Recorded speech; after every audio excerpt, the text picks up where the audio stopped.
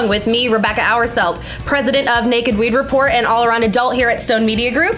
I have a reputation for being a little anxious or crazy or even a bit angry, really. And yeah, we're ready to get down to business. Thank you very much for my cards.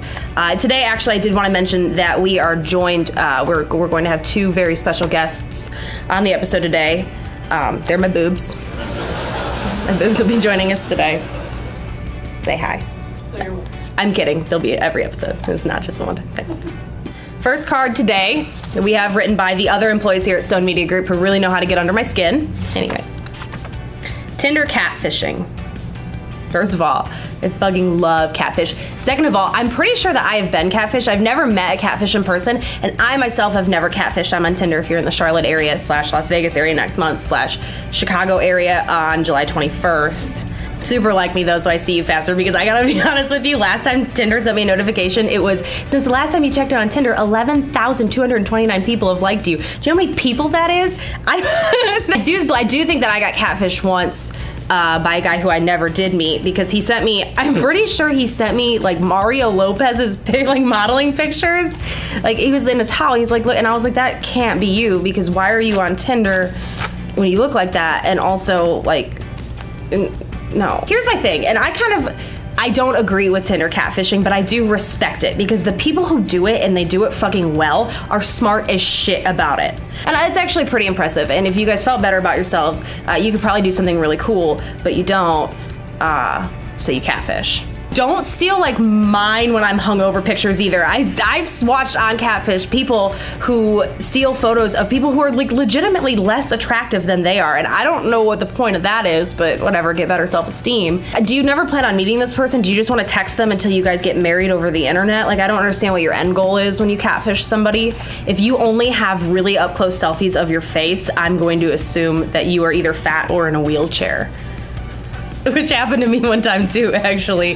There was so ignorant.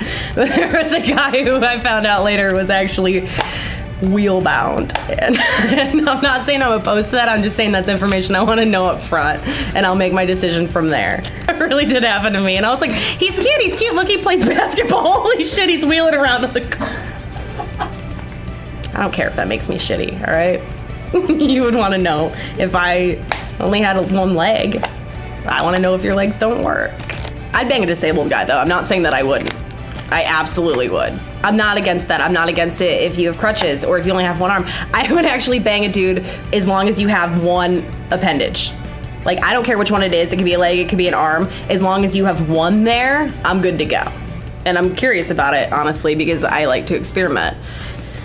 So if there's any anybody wheeling around out there that might like to hang out, Rebecca@stowgirls.com. I hear a lot of bad Tinder catfish stories, and those are fucking hysterical. I used to bartend and I would see a lot of Tinder catfish. And then there's like always the rogue, like 45-year-old dudes who are on there who are really looking for something special, and it's like, go to Match. This isn't for you.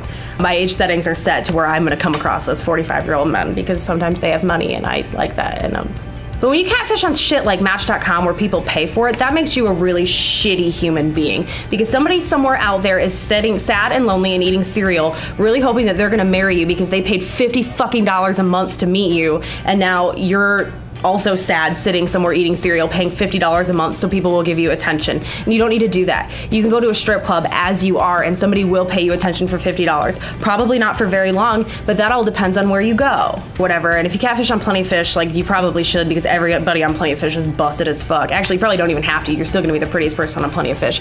Do people use eHarmony anymore? Is that even around, or did that old guy just die with it? You know what's fucked up on Tinder? You know what is Tinder catfishing? And I feel like people don't fucking acknowledge it. And I didn't realize that this happened until I got asked questions because I'm so youthful.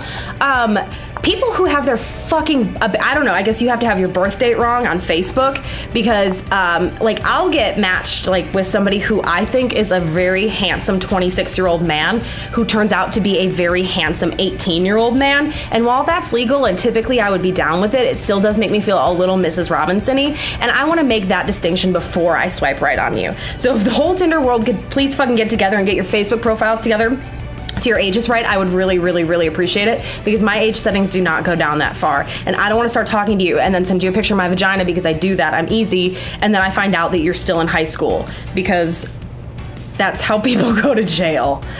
It's shitty. No, because you're 18 and it doesn't matter, and I'm sitting here taking live touch pictures, so we'd probably be a good match. Anyway, get your age settings right, or if they're not, you need to tell me immediately, because if I invite you out to a bar and you have X's on your hands when I show up, I'm gonna let you drive me home, because I'm gonna drink and you can't. I think that if you have children, you should definitely put it on Tinder. I think if you have children and all of your pictures on Tinder are your kids, I'm going to assume that a 6-year-old boy is trying to match me, and I'm gonna swipe probably left, depending.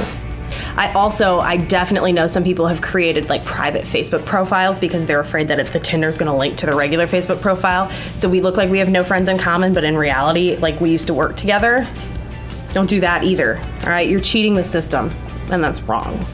I actually ran into, because Charlotte is a small town, I run into a lot of people that I've matched on Tinder where we've talked for a little while, but then they're boring as fuck and I'm not, so I'm not gonna waste my time on them.